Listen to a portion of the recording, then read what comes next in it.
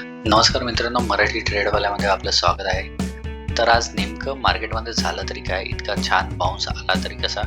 काय ही बुल्सची रिएंट्री आहे मार्केटमध्ये, की हे एफ-आयज पुन्हा बाईंग चालू केलेलं आहे, की हा एक जस्ट बाउन्स आहे पुढच्या येणाऱ्या क्रॅशच्या आधीचा? या सगळ्या क्वेश्चनची आन्सर आपण आज शोधूया आपल्या या व्हिडिओमध्ये. तर चला चालू करूया आजचा व्हिडिओ ॲनालिसिसचा.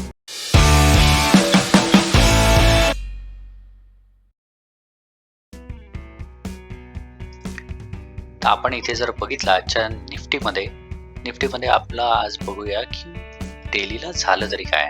ओके, पहिलं तर गॅपअप झाला निफ्टी, त्याच्यानंतर गॅपअप झाल्यानंतर इथे एक रेड कॅन्डल आली. रेड कॅन्डल आल्यानंतर रेड कॅन्डलचं ही खालची जी वीक आहे ही फार मोठी असल्यामुळे इथे समजलं की इथे बाईंग प्रेशर आहे. आता या बाईंग प्रेशर असल्यामुळे याच्यामध्ये आपण बघितलं याचा जसा हाय गेला, या कॅन्डलचा जसा हाय गेला, त्याच्यानंतर लगेच समजलं की हे इथे बुल्स जे आहे हावी झाले आहे बेअर्सवर. त्याच्यानंतर इथे बुल्सनी वरची रॅली केली आणि त्याच्यानंतर ही एक गॅप डाऊनची लेवल होती आपली.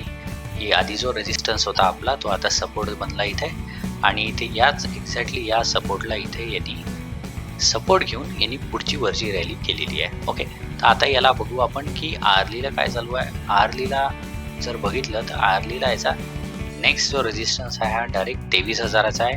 इथे थोडासा रेजिस्टन्स पकडू शकतो, पण that is not that much important. 23,000चा डायरेक्ट आता रेजिस्टन्स आहे.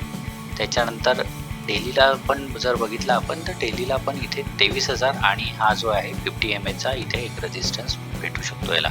ओके, याला आपल्याला OI डेटाची जोड आहे की नाही हे आपण थोड्या वेळ चेक करू. पण फॉर नाव मला असं वाटतं की 23,000पर्यंत निफ्टी जायला काही हरकत नाही. इथे बाकीचं याला काही दुसरं हर्डल नाही आहे इथपर्यंत. तर उद्या जर मला याच्यात कोणता डीप मिळाला तर मी इथे डेफिनेटली पुन्हा पुट सर्च करेल.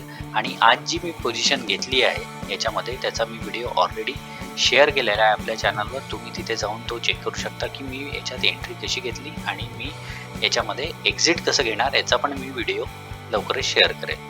ओके, तर आता जाऊया आपण बँक निफ्टीवर की बँक निफ्टीने काय केलं. ओके, तर जसं निफ्टीने जवळपास 350 पॉईंटचा मूव दिला होता तसं बँक निफ्टीने आज जवळपास 1000 पॉईंटचा मूव दिला. हा खूप चांगला मूव आहे आणि याच्यामध्ये महत्त्वाचं कॉन्ट्रीब्युशन जे आहे हे ICICI बँकचं आहे.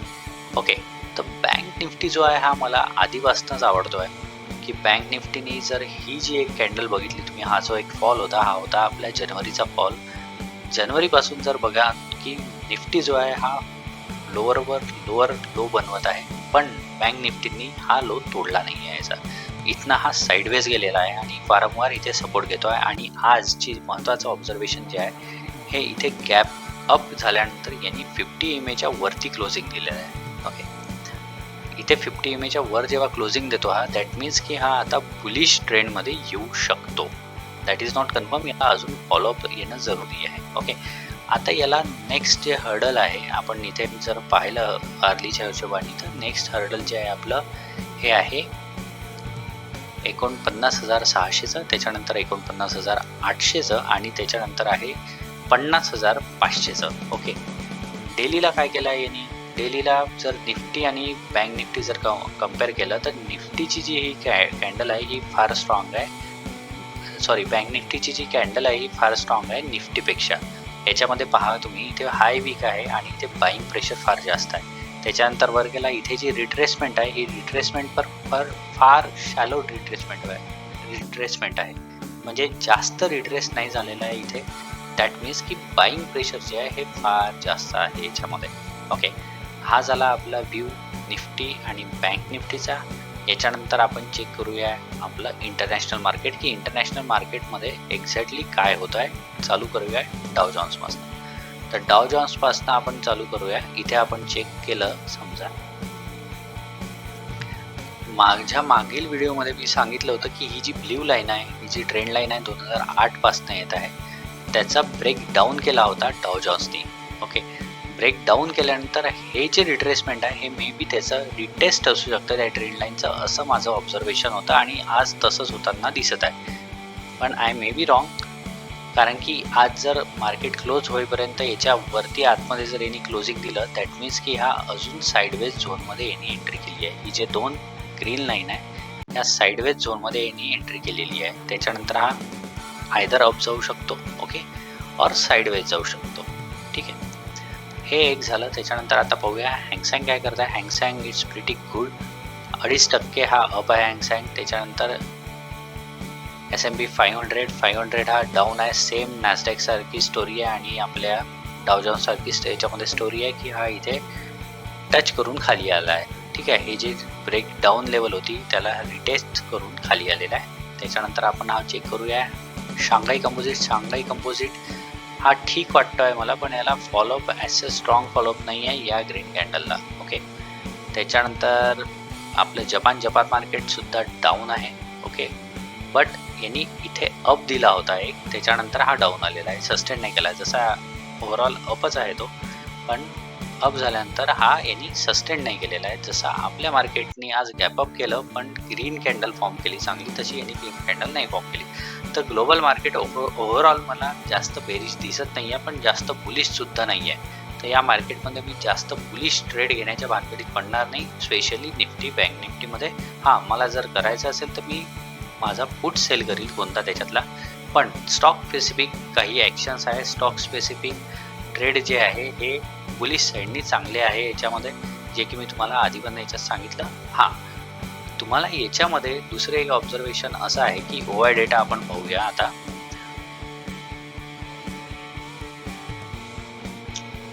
ओके, आपण गेलो आहे आता सेन्सिबलवर आपण बघितलं OI डेटा. जसं मी तुम्हाला सांगितलं की OI डेटा तुम्हाला तुमच्या NSEच्या साईटवर पण मिळतो, पण इथे तुम्हाला ग्राफिकल याच्यामध्ये आहे तर अंडरस्टँड करायला सोपा जातो.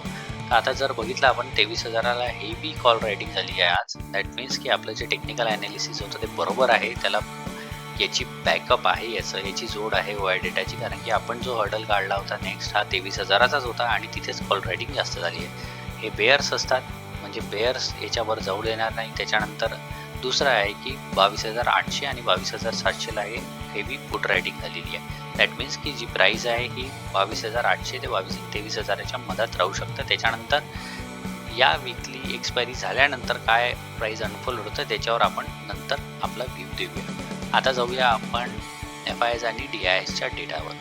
आपण इथे गेलो आहे FIs आणि DISच्या डेटावर. एक सेकंड, हां, इथे मनी कंट्रोलवर तुम्ही जाऊ शकता, तिथे तुम्हाला FI आणि DIचा डेटा मिळतो. त्याच्यानंतर आपण जर ऑब्झर्व केलं की या मंथमध्ये पहिल्यांदा आज FIsनी बाईंग केली आहे 1,462 करोडची. त्याच्यानंतर आपल्या DIsनी ऑल्सो बाईंग केलेली आहे जवळपास 2,000 करोडची. ओके, पण हे महत्त्वाचं आहे की FIsनी आज बाईंग केली आहे after so long time. Okay, आणि जर तुम्ही बघा की इथे हा ऑक्टोबरपासनं FI जे आहे सेलच करत आहे. आता ही पहिल्यांदा आज बाईंग झाली आहे. त्याच्यानंतर या लेवलची अशी बाईंग जर इन फ्युचर जर झाली तर आपलं डेफिनेटली आपलं जे मार्केट आहे हे अप साईडनी जाण्याचे चान्सेस जास्त आहे. सो लेट्स सी, हे झालं आपलं OI डेटा आणि आपलं FI आणि DI डेटाचं ऑब्झर्वेशन. आता जाऊया आपण नेक्स्ट उद्याच्या याच्यात आपण काय करू शकतो मार्केटमध्ये. तर यामध्ये माझा उद्याचा जो व्ह्यू आहे तो 15 मिनिटाला जर गेलो मी, जर मला याच्यामध्ये काही डीप मिळाली तर मी डेफिनेटली खालच्या साईडचे पुट सेल करेन, बिकॉज OI डेटा जो आहे हा माझ्या फेवरमध्ये आहे याच्यामध्ये. आणि याच्यामध्ये कॉल बाईंग मी अवॉइड करणार, बिकॉज ऑलरेडी प्रीमियम जे आहे हे कॉल्सचे फार वर गेले असणार आहे आजच्या मूवमुळे. आणि जर थोडीशी पण त्याच्यात क्लिअर्स एखादा डाऊन साईडनी मूव आली तर आपलं सायकोलॉजी एक इफेक्ट करणार आणि त्याच्यानुसार आपण त्याच्यातून एक्झिट करण्याचे चान्सेस जास्त आहेत. त्याच्यामुळे सेफ साईड खेळायचं आहे तर सेफ साईड हे याच्यामध्ये मी पुट सेल करणार. हां, तुम्हाला तुमच्या जो सेबी रजिस्टर्ड ॲडवायझर आहे त्याच्याकडून ॲडवाईस घेऊनच ट्रेडिंग किंवा इन्व्हेस्टमेंट करावं लागेल. माझी जी स्टडी आहे ही माझ्या टेक्निकल ॲनालिसिसवर आहे आणि हे फक्त एज्युकेशनल पर्पजसाठी आहे. आणि तुम्हाला जर हा व्हिडिओ आवडला असेल तर तुमच्या मित्रांसोबत हा व्हिडिओ शेअर करा, ज्यांना टेक्निकल ॲनालिसिस शिकायचं आहे, ज्यांना याच्यामध्ये इंटरेस्ट आहे त्यांच्यासोबत हा शेअर करा, लाईक करा आणि सबस्क्राईबसुद्धा करा. धन्यवाद.